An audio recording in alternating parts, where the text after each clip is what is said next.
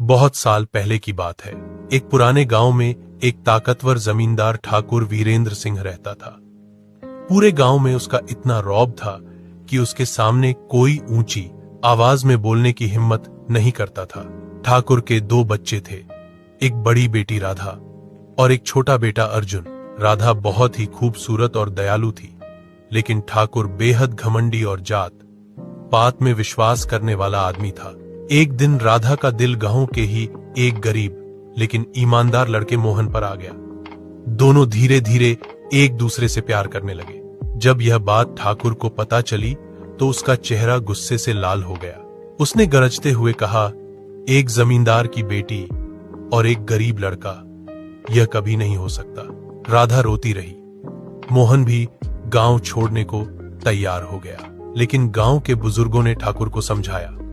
बेटी की खुशी में ही तुम्हारी खुशी है ठाकुर साहब। बहुत समझाने के बाद ठाकुर ने शादी के लिए हाँ कर दी। पूरा गांव खुश हो गया। कुछ ही दिनों बाद मोहन की बारात ठाकुर की हवेली पहुंची। हवेली को दुल्हन की तरह सजाया गया था। ठाकुर ने मुस्कुराते हुए सबका स्वागत किया। फिर उसने कहा, आज मेरी बेटी की शादी है, सब लोग पहले मीठा शरबत पीजिए। बाराती खुशी खुशी शरबत पीने लगे, लेकिन कुछ ही मिनट बाद एक एक करके बारातियों की तबीयत बिगड़ने लगी। किसी को चक्कर आने लगे, कोई जमीन पर गिरने लगा।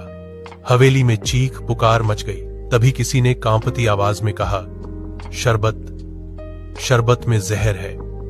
सबकी नजरें ठाकुर की तरफ मुड़ गईं। ठाकुर के चेहरे पर एक खौफनाक मुस्कान थी। वह बोला, एक जमींदार की बेटी किसी गरीब के घर नहीं जाएगी। यह सुनकर राधा की दुनिया उजड़ गई। लेकिन उसी रात हवेली में एक अजीब घटना हुई। कहते हैं कि उस दिन के लेकिन कहानी यहीं खत्म नहीं हुई। उस रात के बाद ठाकुर वीरेंद्र सिंह के साथ कुछ अजीब होने लगा। धीरे धीरे उसका चेहरा बदलने लगा, उसकी आंखें लाल रहने लगीं और लोग कहते थे कि रात के अंधेरे में वह हवेली के तहखाने में काली शक्तियों की पूजा करता था। गांव वालों ने कई बार हवेली से अजीब अजीब मंत्रों की आवाजें सुनी। एक रात अचानक गांव में एक महान तांत्रिक आया। वह सीधे ठाकुर की हवेली पहुंचा। जैसे ही उसने हवेली के अंदर कदम रखा, उसकी आंखें बंद हो गईं और वह बोला, इस हवेली में बहुत बड़ी काली शक्ति जाग चुकी है। गांव वाले डर गए।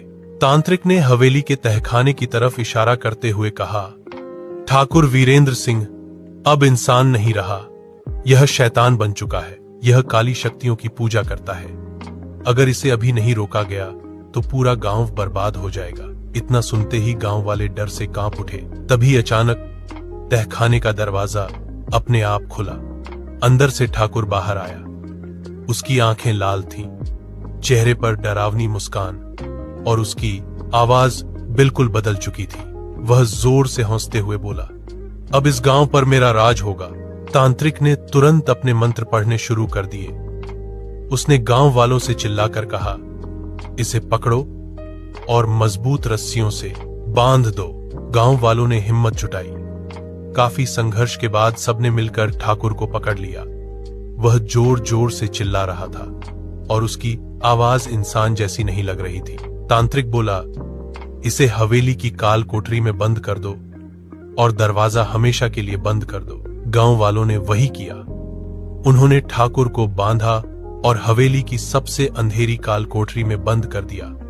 दरवाजा पत्थरों से चुनवा दिया गया, हमेशा के लिए।